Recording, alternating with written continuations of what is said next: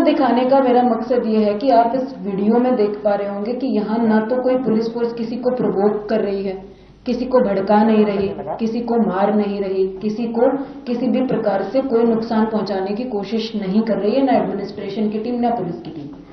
ये है कि 15-20 दिन से हल्द्वानी के अलग अलग क्षेत्रों में और उससे पहले से भी माननीय उच्च न्यायालय के आदेश के बाद भी अतिक्रमण पर कार्रवाइयां हुई हैं। अन्य जो स्टेट गवर्नमेंट के द्वारा भी जो है सरकारी भूमि पर अवैध अतिक्रमण को हटाए जाने के संबंध में जिला स्तर पर टास्क फोर्स गठित करी गई है। सरकारी संपत्तियों की सुरक्षा के दिशा निर्देश दिए गए हैं। सरकारी संपत्तियों की जीआईएस मैपिंग करी जा रही है। जो कब्जे हैं उनको हटाया जा रहा है। जो सरकारी परिसंपत्तियां हैं उनको सुरक्षित करने हेतु अधिकारियों के उत्तरदायित्व निर्धारित करे जा रहे हैं। आपके मीडिया के द्वारा इसको समय समय पर रिपोर्ट भी करा गया है। पिछले 15-20 दिनों से एक ड्राइव हल्द्वानी क्षेत्र में नगर निगम की परिसंपत्तियों के संबंध में चला। शहर के जो चौराहे हैं, सड़कें हैं, ट्रैफिक कंजेशन से मुक्ति दिलाने के संबंध में उनके चौड़ीकरण की एक्टिविटी भी चली। सभी जगह विधिक रूप से प्रक्रिया पूर्ण करते हुए सभी को नोटिस दिए गए, सुनवाई के अवसर दिए गए। सुनवाई समिति ने करके प्रत्येक व्यक्ति को एक एक करके सुना और सबका निस्तारण किया। निस्तारण करने के बाद कुछ लोग माननीय उच्च न्यायालय में भी अप्रोच किया, कुछ लोगों ने, कुछ को समय मिला, कुछ को नहीं मिला।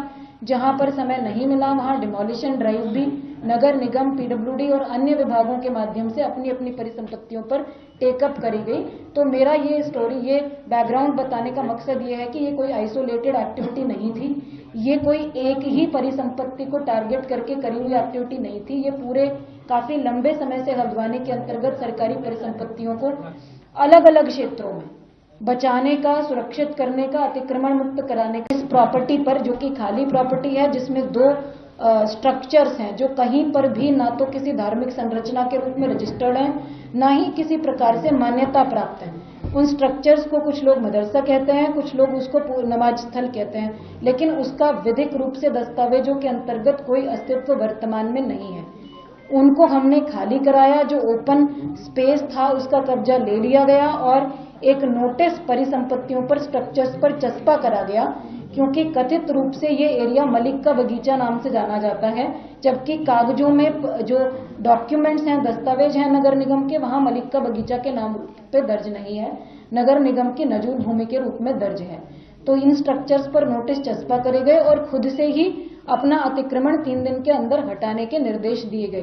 3 दिन के अंदर अतिक्रमण न हटाए जाने की दशा में या तो अपने अभिलेख प्रस्तुत करेंगे जिससे स्वामित्व सिद्ध हो सके, या तो हटाएंगे, अदरवाइज नगर निगम द्वारा हटा दिया जाएगा। ये बिल्कुल क्लियर इंस्ट्रक्शंस संबंधितों को 30 तारीख को दे दिए गए थे। अगर आप ये वीडियो YouTube पर देख रहे हैं तो हमारे चैनल को सब्सक्राइब करें और बेल आइकन को दबाना ना भूलें। अगर आप Facebook पर ये वीडियो देख रहे हैं तो हमारे पेज को लाइक करें।